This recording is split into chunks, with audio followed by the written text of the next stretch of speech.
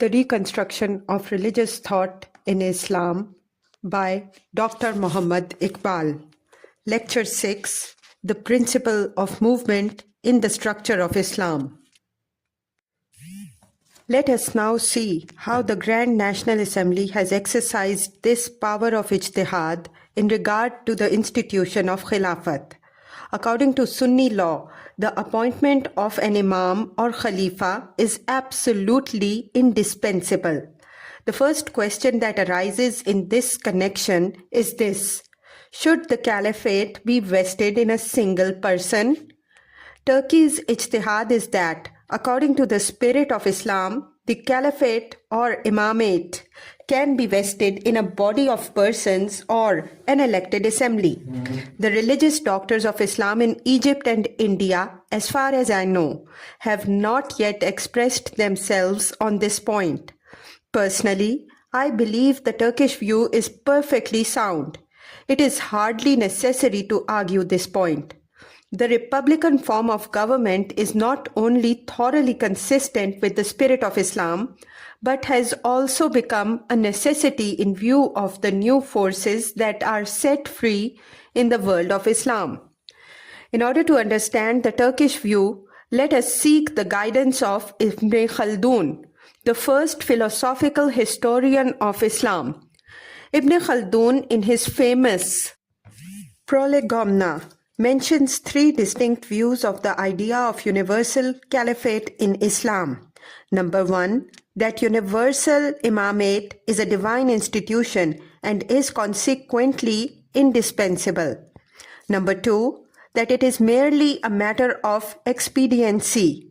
Number three, that there is no need of such an institution. The last view was taken by the Khawarij. It seems that modern Turkey has shifted from the first to the second view, that is, to view of the Mu'tazila, who regarded universal imamate as a matter of expediency only. The Turks argue that in our political thinking, we must be guided by our past political experience, which points unmistakably to the fact that the idea of universal imamate has failed in practice. It was a workable idea when the empire of Islam was intact. Since the breakup of this empire, independent political units have arisen. The idea has ceased to be operative and cannot work as a living factor in the organization of modern Islam. Far from serving any useful purpose, it has really stood in the way of a reunion of independent Muslim states. Persia has stood aloof from the Turks in view of her doctrinal differences regarding the caliphate. Morocco has always looked askance at them, and Arabia has cherished private ambition. And all these ruptures in Islam for the sake of a mere symbol of a power which departed long ago. Why should we not, they can further argue, learn from the experience in our political thinking? Did not Qazi Abu Bakr Baqillani drop the condition of Qarshiyat in Khalifa in view of the facts of experience? That is, the political fall of the Quraysh and their consequent inability to rule the world of Islam. Centuries ago, Ibn Khaldun, who personally believed in condition of Qarshiyat in the Khilafah, argued much in the same way. Since the power of the Quraysh, he says, has gone, there is no alternative but to accept the most powerful man as Imam in the country where he happens to be powerful. Thus, Ibn Khaldun, realizing the hard logic of facts, suggests a view which may be regarded as the first dim vision of an international Islam fairly in sight today. Such is the attitude of modern Turk, inspired as he is by the realities of experience and not by the scholastic reasoning of jurists who lived and thought under different conditions of life. To my mind, these arguments, if rightly appreciated, indicate the birth of an international ideal which, though forming the very essence of Islam, has been hitherto overshadowed or rather displaced by Arabian imperialism of the earlier centuries of Islam. This new ideal is clearly reflected in the work of the great nationalist poet Zia, whose songs, inspired by the philosophy of Auguste Comte, have done a great deal in shaping the present thought of Turkey. I reproduce the substance of one of his poems from Professor Fischer's German translation. In order to create a really effective political unity of Islam, all Muslim countries must first become independent, and then, in their totality, they should range themselves under one caliph. Is such a thing possible at the present moment? If not today, one must wait.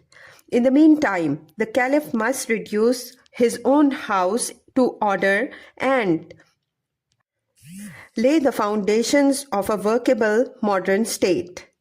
In the international world, the weak find no sympathy. Power alone deserves respect. These lines clearly indicate the trend of modern Islam. For the present, every Muslim nation must sink into her own deeper self, temporarily focus her vision on herself alone, until all are strong and powerful to form a living family of republics. A true and living unity, according to the nationalist thinkers, is not so easy as to be achieved by a merely symbolical overlordship. It is truly manifested in a multiplicity of free independent units whose racial rivalries are adjusted and harmonized by the unifying bond of a common spiritual aspiration. It seems to me that God is slowly bringing home to us the truth that Islam is neither nationalism nor imperialism, but a league of nations which recognizes artificial boundaries and racial distinctions for facility of reference only, and not for restricting the social horizon of its members. From the same poet, the following passage from a poem called Religion and Science will throw some further light on the general religious outlook which is being gradually shaped in the world of Islam today. Who were the first spiritual leaders of mankind? Without doubt, the prophets and holy men. In every period, religion has led philosophy. From it alone, morality and art receive light. But then religion grows weak and loses her original ardor. Holy men disappear and spiritual leadership becomes in name. The heritage of the doctors of law. The leading star of the doctors of law is tradition. They drag religion with force on this track, but philosophy says, my leading star is reason. You go right, I go left. Both religion and philosophy claim the soul of man and draw it on either side. When this struggle is going on, pregnant experience delivers up positive science, and this young leader of thought says, tradition is history and reason is the method of history. Both interpret and desire to reach the same indefinable something. But what is this something? Is it a spiritualized heart? If so, then take my last word. Religion is positive science, the purpose of which is to spiritualize the heart of man. It is clear from these lines how beautifully the poet has adopted the Compton idea of the three stages of man's intellectual development, that is, theological, metaphysical, and scientific, to the religious outlook of Islam. And the view of religion embodied in these lines determines the poet's attitude towards the position of Arabic in the educational system of Turkey. He says, the land where the call to prayer resounds in Turkish, where Those who pray understand the meaning of their religion. The land where Quran is learnt in Turkish, where every man, big or small, knows full well the command of God. O son of Turkey, that land is thy fatherland. If the aim of religion is the spiritualization of the heart, then it must penetrate the soul of man, and it can best penetrate the inner man, according to the poet, only if its spiritualizing ideas are clothed in his mother tongue. Most people in India will condemn this displacement of Arabic by Turkish. For reasons which will appear later, the poet's Ijtihad is open to grave objections, but it must be admitted that the reform suggested by him is not without a parallel in the past history of Islam. We find that when Mohammad Ibn Tumart, the Mahdi of the Muslim Spain, who was Berber by nationality, came to power and established the pontifical rule of the Mawahidin, he ordered for the sake of the illiterate Berbers that the Quran should be translated and read in the Berber language, that the call to prayer should be given in Berber, and that all the functionaries of the church must know the Berber language. In another passage, the poet gives his ideal of womanhood. In his zeal for the equality of man and woman, he wishes to see radical changes in the family law of Islam as it is understood and practiced today. There is the woman, my mother, my sister, or my daughter. It is she who calls up the most sacred emotions from the depths of my life. There is my beloved, my sun, my moon, and my star. It is she who makes me understand the poetry of life. How could the holy law of God regard these beautiful creatures as despicable beings? Surely there is an error in the interpretation of the Quran by the learned. The foundation of the nation and the state is the family. As long as the full worth of the woman is not realized, national life remains incomplete. The upbringing of the family must correspond with justice. Therefore, equality is necessary in three things: in divorce, in separation, and in inheritance. As long as the woman is counted half the man as regards inheritance and 1/4 of man in matrimony, neither the family nor the country will be elevated. For other rights, we have opened national courts of justice. Family, on the other hand, we have left in the hands of school. I do not know why we have left the woman in the church. Does she not work for the land?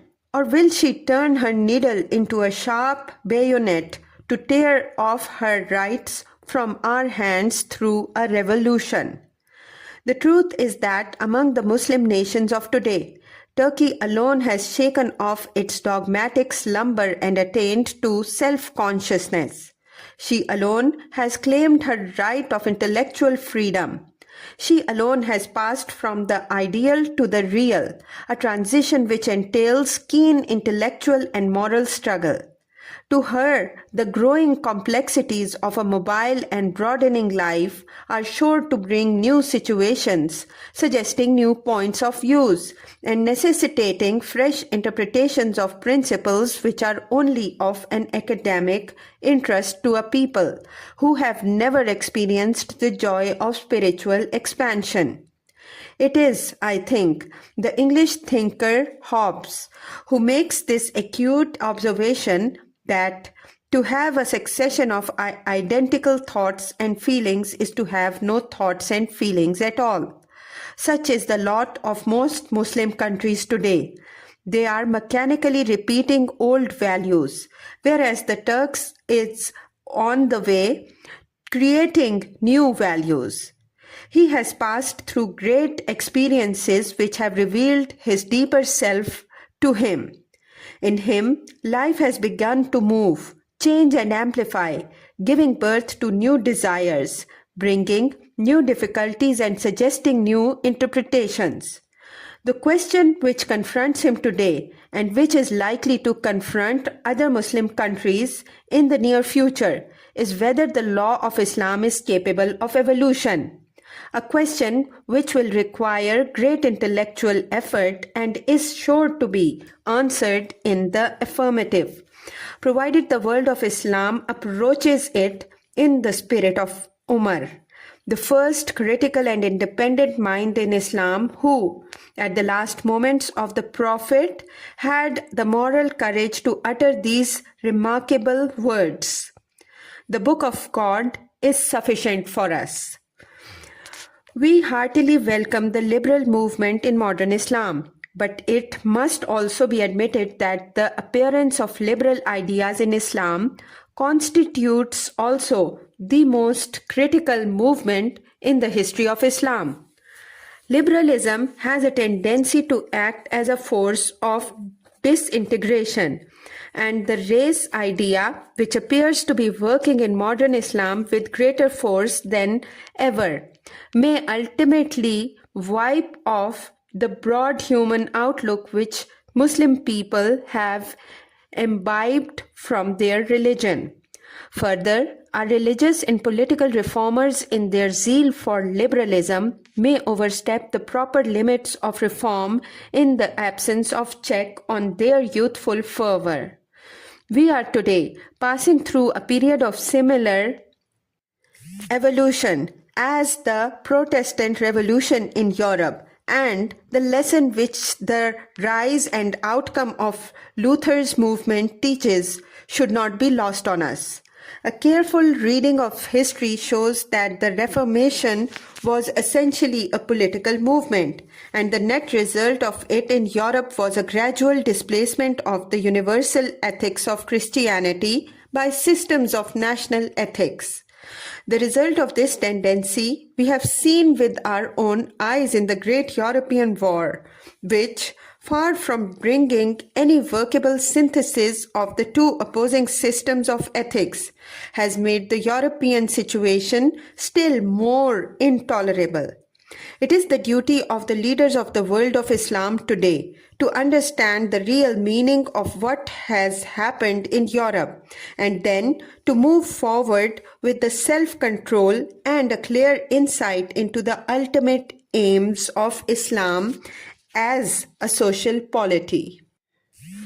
I have given you some idea of the history and working of Ijtihad in modern Islam.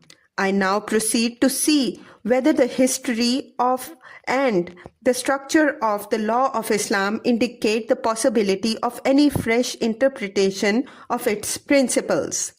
In other words, the question that I want to raise is the law of Islam capable of evolution?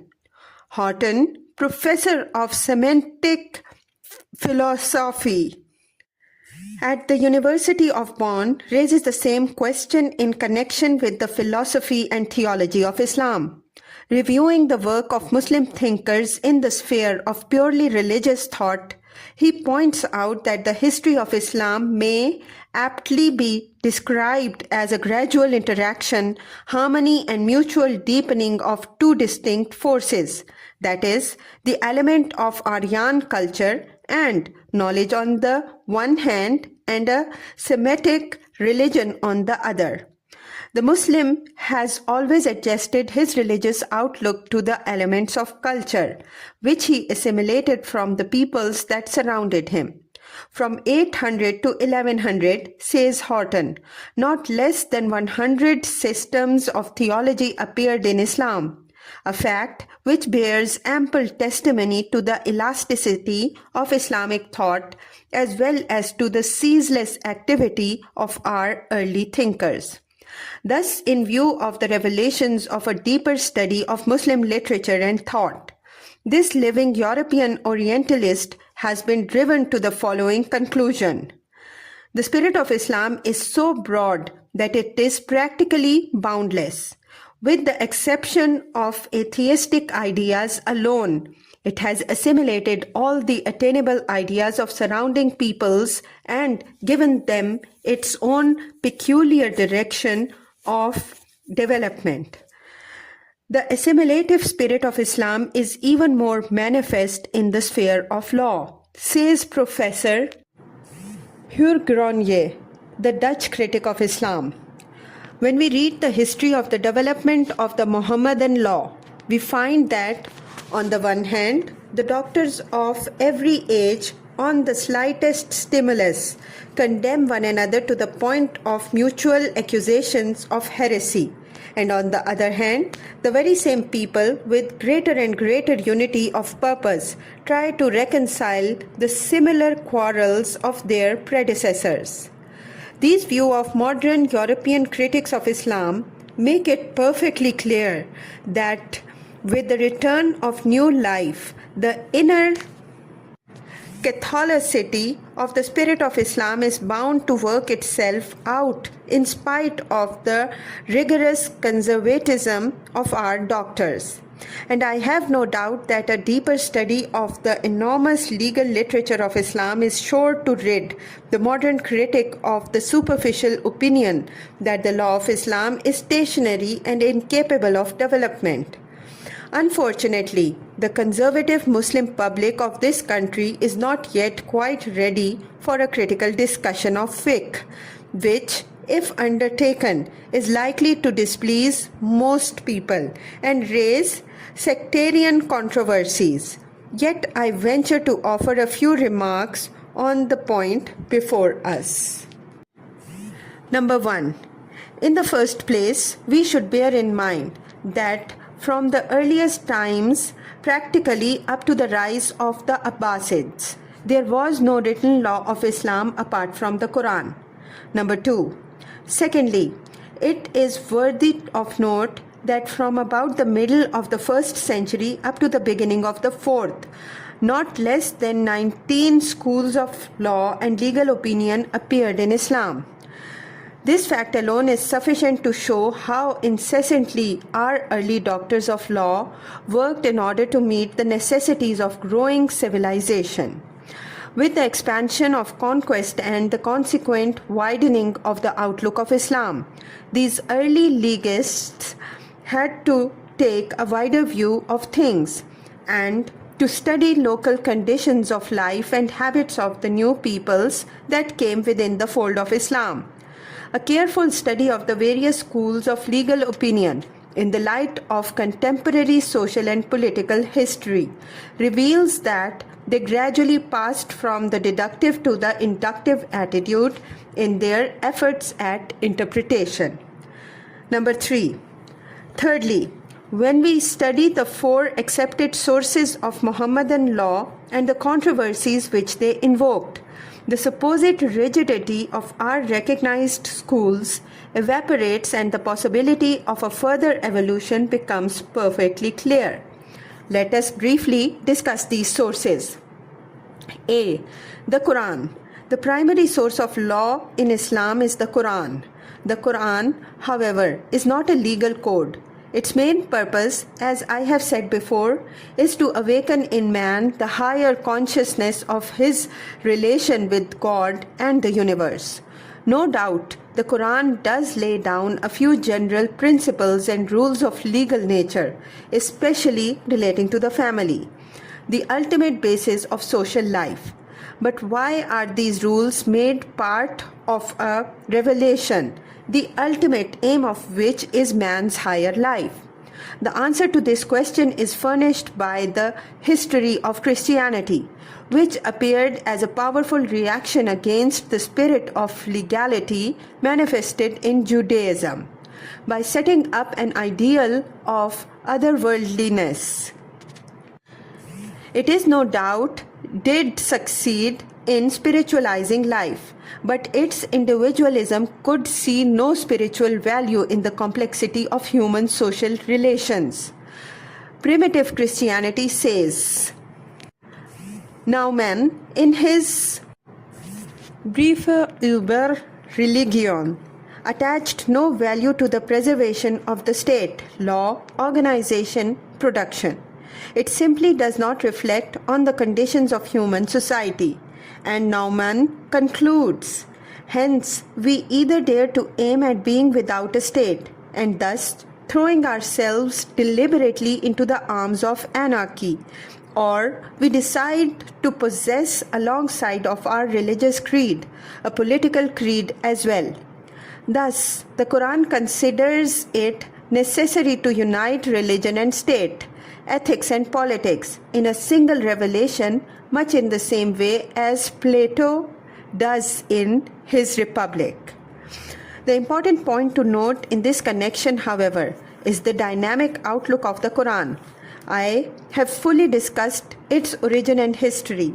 It is obvious that with such an outlook, the holy book of Islam cannot be inimical to the idea of evolution. Only we should not forget that life is not change, pure and simple. It has within it elements of conservatism also. While enjoying his creative activity and always focusing his energies of the discovery of new vistas of life, man has a feeling of uneasiness in the presence of his own unfoldment. In his forward movement, he cannot help looking back to his past and faces his own inward expansion with a certain amount of fear. The spirit of man in its forward movement is restrained by forces which seem to be working in the opposite direction. This is only another way of saying that life moves with the weight of its own past on its back, and that in any view of social change, the value of and function of the forces of conservatism cannot be lost sight of. It is with this organic insight into the essential teachings of the Quran that to approach our existing institutions. No people can afford to reject their past entirely, for it is their past that has made their personal identity. And in a society like Islam, the problem of a revision of the old institution becomes still more delicate, and the responsibility of the reformer assumes a far more serious aspect. Islam is non-territorial in its character, and its aim is to furnish a model for the final combination of humanity by drawing its adherents from a variety of mutually repellent races and then transforming this atomic aggregate into a people possessing a self-conscious of their own. This was not an easy task to accomplish, yet Islam, by means of its well-conceived institutions, has succeeded to a very great extent in creating something like a collective will and conscience in this heterogeneous mass. In this evolution of such a society, even the immutability of socially harmless rules relating to eating and drinking, purity or impurity, has a life value of its own, inasmuch as it tends to give such society a specific inwardness and further secures that external and internal uniformity which counteracts the forces of heterogeneity always latent in a society of a composite character. The critic of these institutions must therefore try to secure, before he undertakes to handle them, a clear insight into the ultimate significance of the social experiment embodied in Islam. He must look at their structure, not form, from the standpoint of social advantage or disadvantage to this or that country, but from the point of view of the larger purpose, which is being gradually worked out in the life of mankind as a whole.